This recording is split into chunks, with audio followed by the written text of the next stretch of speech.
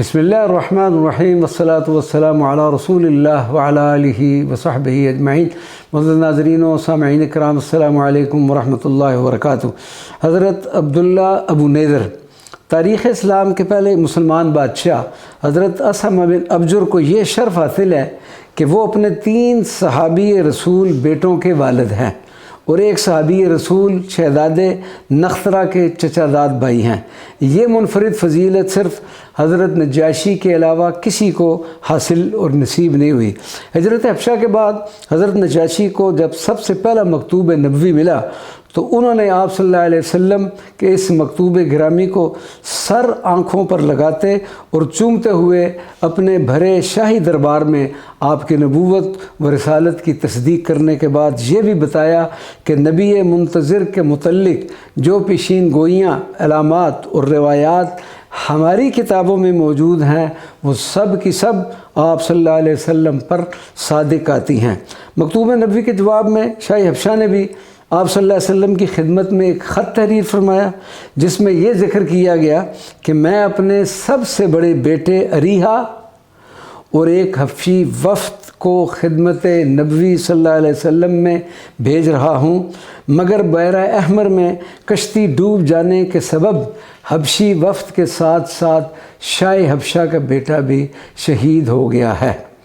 از روح قرآن حضرت اریحا کی یہ ہجرت یقیناً اللہ اور اس کے رسول صلی اللہ علیہ وسلم کے لیے ثابت ہوتی ہے، اور منزل پر نہ پہنچ جانے کے باوجود بھی وہ اجر و ثواب کے مستحق ہیں۔ ہجرت حبشہ کے دوران حضرت جعفر بن ابی طالب کے ہاں حضرت عبداللہ پیدا ہوئے۔ اس موقع پر نجاشی کے ہاں بھی ایک بیٹا پیدا ہوا۔ شاہ حبشہ نے حضرت جعفر بن ابی طالب سے ان کے نومولود بچے کا نام پوچھ کر اپنے صاحبزادے کا نام بھی عبداللہ رکھ لیا۔ شاہ حبشہ نے حضرت جعفر بن ابی طالب سے درخواست کی کہ وہ اپنی زوجہ حضرت اسماء بنت امیس کو کہیں کہ وہ نجاشی کے بیٹے کو اپنا دودھ پلا کر رضائی بیٹا بنا لیں۔ اس طرح یہ عبداللہ نجاشی بنو ہاشم کے رضائی فرزند بھی بن گئے، اور یہ نجاشی کے سب سے چھوٹے بیٹے تھے، اور عین ممکن ہے کہ یہ عبداللہ ہی ابو نیذر ہوں۔ حضرت نجاشی نے اپنے چھوٹے بیٹے کو وصیت کی تھی کہ وہ رسول اللہ صلی اللہ علیہ وسلم اور ان کے گھرانے کی خدمت کو اپنا فرض عین سمجھ لے اور اسے بادشاہت پر بھی ترجیح دے۔ چنانچہ فرما بردار بیٹے نے اپنے باپ کی وصیت کو حکم کا درجہ دیتے ہوئے اس پر صدق دل سے پورا عمل کیا۔ صبح و شام سرکار دو عالم صلی اللہ علیہ وسلم کی خدمات سر انجام دیتے۔ وصال نبوی صلی اللہ علیہ وسلم کے بعد انہوں نے اپنے آپ کو خاندان نبوت اور اہل بیت کی خدمت کے لیے وقف کر دیا۔ جب تک خاتون جنت اس دنیائے آب و گل میں حیات رہیں تو حضرت عبداللہ ابو نیذر ان کے غلام بن کر رہے اور خدمات سر انجام دیتے رہے۔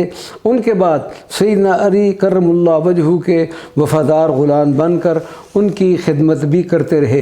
مدینہ منورہ کے مضافات میں سیدنا علی کرم اللہ وجہہ کے جو کنویں اور کھیت تھے ان کی حفاظت پر بھی حضرت عبداللہ کے سپرد تھی، اس لیے آج بھی وہ کنویں اور کھیت جہاں آبار علی ہے وہیں یہ کنویں ابو نیذر کے نام سے بھی جانے جاتے ہیں۔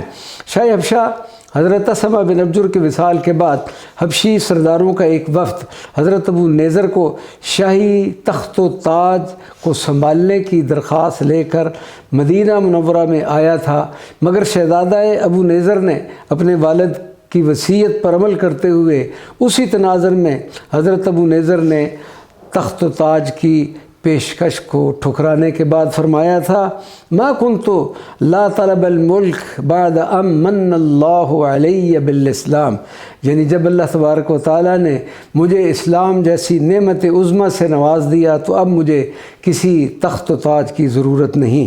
حضرت ابو نیذر طویل و قد قامت والے، بے حد محتشم اور خوبصورت شکل و صورت والے نوجوان تھے۔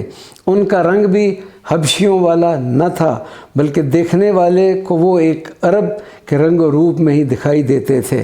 وصال نبوی صلی اللہ علیہ وسلم کے بعد وہ خاتون جنت اور شیر خدا کے گھرانے سے وابستہ ہو گئے، اور تمام عمر اس عظیم شخصیت نے آل نبی صلی اللہ علیہ وسلم کی خدمت میں گزاری۔ اگلے کلپ میں انشاءاللہ العزیز مہاجرین حبشہ کی واپسی مدینہ منورہ سے متعلق گفتگو جاری رکھیں گے۔ وما علینا الا البلاغ المبین۔